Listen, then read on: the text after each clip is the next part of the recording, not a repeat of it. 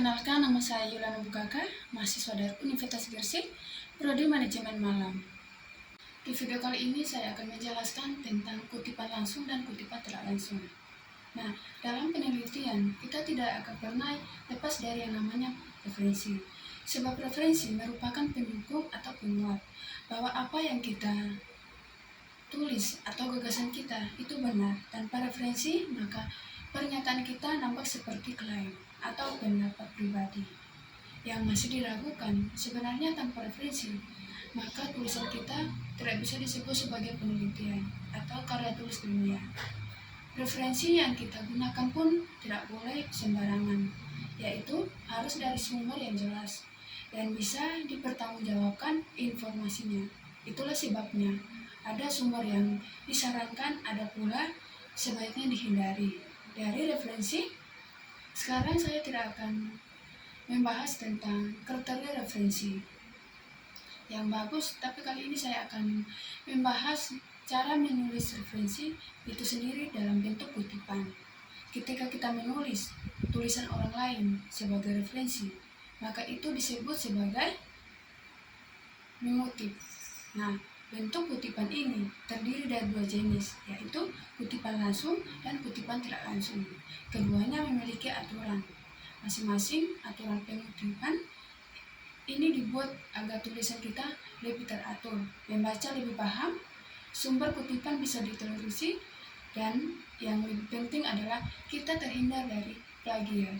Nah, berbicara mengenai aturan, terdapat banyak modal, yaitu gaya penulisan referensi, misalnya shorthand atau cover-hot, dan lain sebagainya. Membahas di sini saya akan pakai after atau amarkan.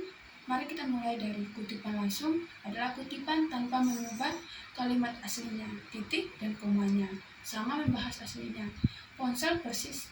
Jadi mau bahasa Indonesia, bahasa daerah, Arab, Inggris, India, dan sebagainya. Semuanya ditulis sesuai bahasa masing-masing. Aslinya, kutipannya di sini dilakukan karena kita sebagai penulis ingin memperkenalkan ide tulisan yang kita anggap baru, atau kita ingin menunggu pekanan kisahnya. Pembaca ini persis yang tulis oleh referensi. Saya bisa juga dengan alasan lain, misalnya karena yang kita kutip adalah peraturan hukum rumus dan lain, atau kuat yang kita ingin pembaca lebih sesuai aslinya, dan mungkin akan terasa aneh, berbeda kalau kita ubah redaksinya. Cara menulis kutipan langsung punya aturan khusus. Jika kutipan kurang dari 40, ada juga yang mengacu pada tidak lebih dari 4 baris, maka masukkan kutipan tersebut ke dalam paragraf tulisan kita dan diapit oleh 2 tanda kutip ganda. Contohnya, keluarga merupakan salah satu aktor penting yang terlupakan dalam pendidikan. Bagaimana Hatimah 2006, halaman 14 katakan dalam pengertiannya bahwa keluarga adalah pendidik yang pertama dan utama. Tapi dalam praktiknya masih banyak keluarga yang menyerahkan sepenuhnya tanggung jawab pendidikan anak pada sekolah. perhatikan kata-kata saya adalah yang tidak memiliki tanda kutip, dan kutipannya adalah yang ada dalam tanda kutip ganda, dan tidak saya ubah sedikit pun kalimat yang saya kutip. Tersebut kurang dari 40 kata, sehingga saya gabung dengan kalimat saya dalam paragraf normal atau biasa, hai. Nah, jika kutipan sebanyak 40 kata atau lebih, maka kutipan tersebut ditulis dalam blok teks atau paragraf tersendiri yang menjorok ke dalam dengan margin 1,2 cm, ditulis tanpa tanda kutip. Pentingnya hubungan antar sekolah dan orang tua, yaitu satu keluarga adalah pendidik yang pertama dan utama.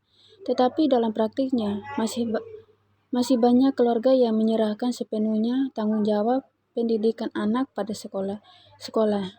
Peran sekolah adalah membantu keluarga agar pelaksanaan pendidikan lebih sistematis, efektif, dan hasilnya tersertifikasi, dan seterusnya. Hatimah 2016, halaman 14. Dari dua contoh di atas, perhatikan penulis referensi. Pada kutipan langsung selalu menampilkan nama belakang penulis, tahun, tulisan, dan nomor halaman. Di mana kutipan tersebut diambil cara penulisannya juga bisa berbeda, kadang ditulis di awal, kadang di akhir-akhir. Seperti format berikut, kutipan langsung kemudian diakhiri penulisan sumber. Dan cara buka kurung Yusman, 2020, AP, titik, 105 tutup kurung, bisa juga kutipan langsung terus diakhiri sumbernya dengan Komedi Rumah PP titik M+9 sampai 50, atau bisa juga Wahyudin dalam kurung 2017. Temukan bahwa lalu kutipan langsung diakhiri dengan P titik 105, artinya P ini adalah halaman atau page. Atau bisa juga sebagaimana Pamungkas dalam kurung 2019. Temukan kemudian kutipan langsung lalu diakhiri dengan dalam kurung PP titik AKB 49 sampai 50. Gaya penulisan sumber kutipan yang berbeda-beda. Ini menurut saya supaya tulisan kita tidak monoton, rasanya agak membosankan kalau hanya menggunakan satu jenis penulisan. Sumber kutipan. Nah, bagaimana kalau misalnya kalimat yang akan kita kutip secara langsung ingin kita hilangkan bagian kata-katanya, maka kata-kata yang kita buang tersebut diganti dengan 3 titik. Jika kata-kata yang dibuang tersebut berubah kalimat, maka ganti dengan 4 titik O. Contohnya, keluarga merupakan salah satu aktor penting yang terlupakan dalam pendidikan, tetapi tanda kutip. Titik 4, dalam praktiknya masih banyak keluarga yang menyerahkan sepenuhnya tanggung jawab pendidikan anak pada sekolah, tanda kutip, kemudian kita tulis sumbernya. Mari kita lihat contohnya. Bagaimana Hatimah dalam kurun 2016. Simpulkan bahwa satu keluarga adalah pendidik yang pertama dan utama, tetapi dalam praktiknya masih banyak keluarga yang menyerahkan sepenuhnya tanggung jawab pendidikan anak pada sekolah-sekolah. Peran sekolah adalah membantu keluarga agar pelaksanaan pendidikan lebih sistematis, efektif, dan hasilnya tersertifikasi, kemudian titik, kemudian diakhiri dengan PT 14, artinya halaman 14. Perhatikan pada kata sistematis dalam kutipan tersebut, meski yang baku adalah sistematis, sebab ini kutipan langsung. Sekarang kita beralih ke kutipan tidak langsung. Kutipan tidak langsung yaitu mengubah redaksi kalimat yang dikutip sehingga kata-kata yang tidak sesuai lagi atau tidak sama lagi dengan aslinya, tapi maknanya tetap sama. Dengan kata lain, kalimat yang dikutip di paragraf kutipan tidak langsung ditulis tanpa tanda kutip atau paragraf yang menjorok ke dalam. Misalnya, kalimat asli tulisan yang saya ingin kutip seperti ini. Keluarga merupakan salah satu aktor penting yang terlupakan dalam pendidikan, sebagaimana Hatimah 2016 halaman 14 ungkapkan dalam penelitiannya bahwa keluarga adalah guru yang sangat penting, meskipun dalam kenyataannya masih banyak orang tua yang menyerahkan sepenuhnya tanggung jawab pendidikan anaknya kepada pihak sekolah. Lihat, tidak ada tanda kutip ganda dan kutipan. Saya sudah berbeda kata-katanya dengan aslinya, tapi maknanya sama. Punya penulisan sumber pada kutipan tidak langsung.